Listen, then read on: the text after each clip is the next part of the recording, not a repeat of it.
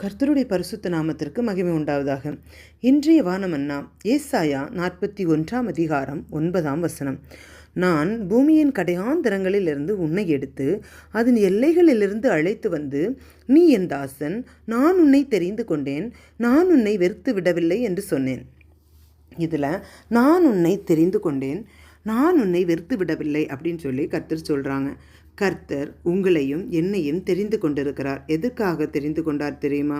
அவருடைய புண்ணியங்களை அறிவிக்கும்படி அவர் நம்மை தெரிந்திருக்கிறார். எங்கே எப்போ நம்ம தெரிந்து கொண்டாராம்?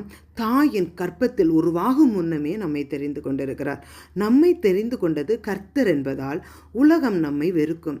நம்மை உலகம் வெறுப்பதற்கு முன்னமே அவரை உலகம் வெறுத்து பகைத்தது என்று பார்க்கிறோம்.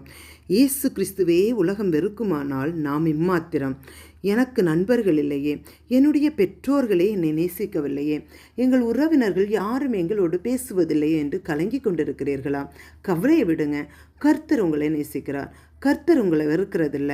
கர்த்தர் சொல்கிறாங்க, நீ என் தாசன் யாக்கோபே, நான் உன்னை தெரிந்து கொண்டேன், நான் உன்னை வெறுத்து விட மாட்டேன். ஏன் தெரியுமா? நீ என் பிள்ளை அப்படின்னு சொல்லி சொல்கிறாங்க. உனக்கு எதிராக இருக்கிறவங்களை ஓம்பட்சம் வரும்படி செய்வேன். உன்னை அற்பமாக எண்ணினவங்களுக்கு முன்னாடி உன்னை உயர்த்துவேன். நான் உன் கூட இருந்து நான் செய்யும் காரியம் பயங்கரமாக இருக்கும் அப்படின்னு சொல்லி கர்த்தர் சொல்கிறாங்க. பூமியின் கடையாந்திரத்திலிருந்து உன்னை எடுத்தவர் நான் அல்லவோ என்கிறார். மகனே, மகளே, உலக மனிதர்கள் வெறுப்பதை குறித்து கவலைப்படாதே. நான் உன்னை வெறுப்பதில்லை, என்னிடம் வா என்று கர்த்தர் அழைக்கிறார். நம்மை ஒப்பு கொடுப்போமா? அன்பின் தேவனே, அப்பாண்டவரே, உலகம் எங்களை வெறுத்தாலும் அப்போ நாங்கள் உம்முடைய அன்பிற்குள்ளாக எங்களை ஒப்பு கொடுக்கிறோம். அப்பா, நீர் எங்களை வெறுக்காத தேவனாக இருக்கிறேன். நீர் எங்களை தெரிந்து கொண்டீர் என்பதை விசுவாசிக்கிறோம்.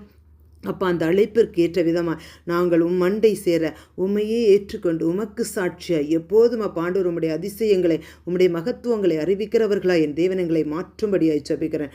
எல்லாரையும் உம்முடைய கரத்தில் ஒப்பு கொடுக்கிறேன். அப்போ இந்த நேரத்திலும் கர்த்தாவே, எல்லாரும் என்னை அற்பமாக எண்ணி ஒதுக்குகிறார்களே என்று ஏங்குகிற பிள்ளைகளுக்கு என் தேவன் ஆறுதலை கொடுத்து நான் உன்னோடு இருக்கிறேன் என்று சொல்லி கர்த்தர் வலக்கரத்தை பிடித்து வழிநடத்தும்படியாக ஜெபிக்கிறேன். முழுமையும் தாழ்த்துகிறேன். இயேசுவின் நாமத்தில் ஜெபங்களும் நல்ல பிதாவே, ஆமென்.